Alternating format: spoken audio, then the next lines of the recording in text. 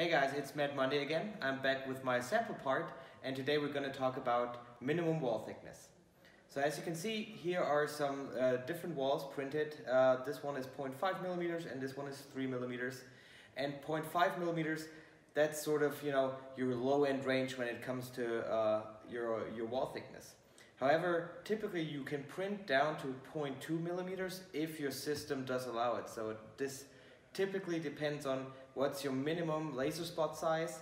It typically has to be about 2 times smaller than what your minimum wall thickness is going to be. So this was printed on a system with a 40 micron spot, so achieving 200 micron or 0.2 millimeter wall thickness should not be a problem at all, because it has this sort of rule of thumb that the wall is about a factor of 2 bigger than your laser spot.